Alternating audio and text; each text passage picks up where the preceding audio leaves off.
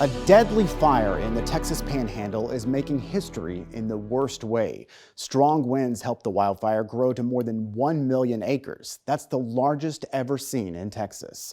Hundreds of Texans lost their homes in that fire and others in the Panhandle. Some of the fires are still burning, so we don't yet have a full picture of the damage. Now, this map shows the enormous scale of the fire. For context, this is Amarillo down here. The red areas show how far the flames spread. The largest one you see here is called the Smokehouse Creek Fire. It extends from just west of the town of Stinnett all the way east into Oklahoma. That's 93 miles as the crow flies. And in the middle of all that red is the city of Canadian, Texas. Our Madden traveled there and found people facing a long process of recovery. Josh, we've spent a lot of time in this neighborhood in Canadian where unfortunately a lot of the street looks like this. Houses that have been completely burned to the ground, and a lot of the neighbors told us that it was chaotic evacuating the area.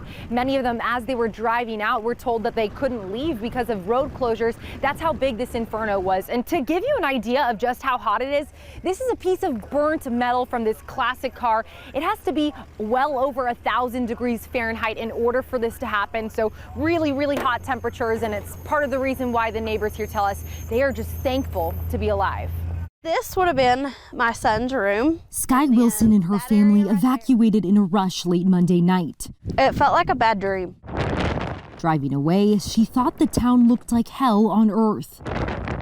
But Wilson never imagined they would lose everything. We've dealt with the fires and the cattle and getting them out and everything, but it felt like a bad dream that I would just wake up from. Beyond their home, she lost her business. And this was my leather shop. That's what I do for a living. Across the street, the inferno's path inexplicably spared others. Sometimes a little guilty.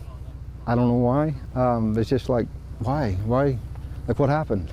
Part luck and part a good idea for Casey Long. They were ready to go, and I was like, wait a minute. With his own water well, Long turned on his sprinklers, creating a barrier around his house. I think that did a lot. And by the grace of God, the house still standing. So, and it's just gut-wrenching. I mean, I don't even know what to say. Now he'll look to help his neighbors rebuild. It breaks your heart to look at all the devastation.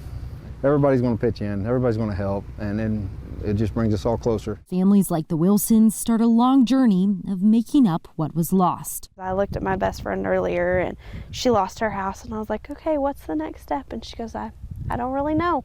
As recovery gets underway, we know it's going to be a years-long process. Families like these starting to file those claims with their insurance companies, which can take a lot of time. Governor Greg Abbott did issue emergency disaster declarations for many of these counties that were affected by the wildfires.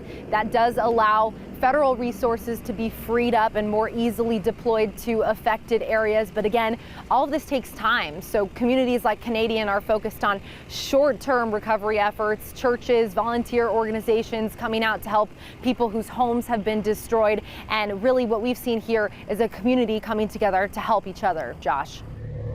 Thanks, Monica. Governor Abbott gave an update Friday on the state's efforts to help people affected by the fires. He gave credit to firefighters across the Panhandle for saving lives. The largest fire in the history of the state of Texas cut a path so large that it exceeds the size of some states in our country.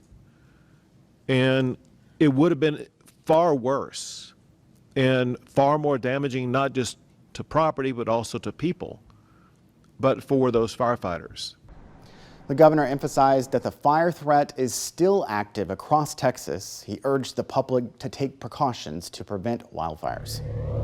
Senator John Cornyn could become one of the most powerful leaders in Washington. How change coming on Capitol Hill could put him in a position to rise in the ranks. A Texas law challenged at the Supreme Court. Why the outcome could transform the business of social media and free speech on the internet.